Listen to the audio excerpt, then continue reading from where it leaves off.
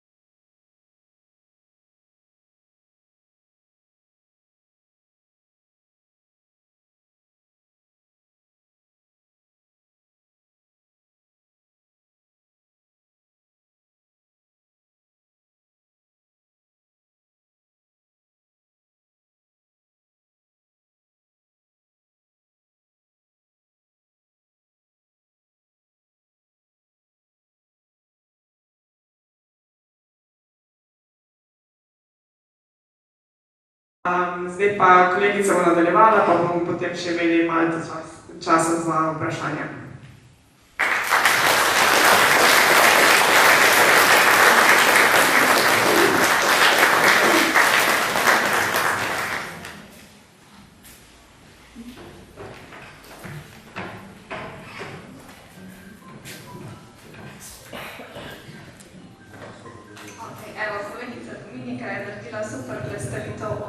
Povezavi med prehrano in imunskim sistemom. Jaz pa bom povedala nekaj o duševnem zdravju in imunskem sistemu. Moje ime je Nina Kerac in sem pripravnica psihologinja v zdravstvenem domu v Sevnici. Zdaj, kot sem še rekla, bom povedala nekaj o povezavi med imunskim sistemom in duševnim zdravjem. Specifično se bomo pogovarjali tudi o dejavnikih tveganja, se pravi o tistih dejavnikih, ki ogrožajo naše zdravje, tako duševno kot fizično, pa tudi o varovalnih dejavnikih, se pravi o tistih stvareh, ki naše zdravje varujejo. Na koncu bom povedala tudi nekaj o različnih načinih izboljšanja psihofizičnega zdravja, tako iz vidika, kako naše duševno zdravje vpliva na imunski sistem, kot tudi iz vidika, kako naš imunski sistem vpliva na naše duševno zdravje. Najprej bom začela čisto nasplošno, nekaj bom povedala o psihoneuroimunologiji. To je veda, ki v bistvu preučuje povezavo med imunskim sistemom in živčnim sistemom, pa tudi kako je v to povezavo vpleten endokrinni sistem. To je ta naš sistem, ki ravnava hormone. Tukaj vidimo precej zapletene povezave, kompleksne povezave med temi tremi sistemi, kar ni najbolj pomembno, ne rabimo tega razumeti, ampak samo da ponazorimo, da so te trije sistemi na zelo kompleksen način povezani med seboj. Če poenostavimo, gre v bistvu za povezavo med mislimi, čustvi, vedenjem in zdravjem. Imunopsihiatrija pa je sorodna veda, pa v bistvu preučuje bolj enosmerno povezavo med možgani in imunskim sistemom. Imunopsihiatrija pravi, da je imunski sistem tisti, ki je odgovoren za naše vedenje, za naše duševno zdravje. Se pravi, da fizično zdravje prednjači duševnemu zdravju. Tako naj bi bilo vnetje, se pravi neko nepravilno delovanje imunskega sistema, v bistvu vzrok duševnih težav. In v tem primeru bi recimo lahko rekli, da je tudi depresija posledica nepravilnega delovanja imunskega sistema. Zanimivo je recimo dejstvo, oziroma obstaja povezava, različne raziskave ugotavljajo, da naj bi bila shizofrenija, to je duševna bolezen, za katero je značilna izguba realnosti, stika z realnostjo, naj bi bila pogosteje prisotnejša pri posameznikih, ki so rojeni v zimskih mesecih. Temu pa naj bi bilo tako zato, ker je takrat večja možnost, da posameznik zboli za gripo. Ta okužba v zgodnjem življenju pa naj bi potem kasneje skozi leta prispevala k temu, da se lahko pojavijo neke duševne težave. Tako da lahko rečemo, da neka povezava med imunskim sistemom in duševnim zdravjem definitivno obstaja. Imunopsihiatrija sicer pravi, da je ta povezava bolj enosmerna, vendar pa večje število raziskav kaže, da gre za neko obojestransko povezavo.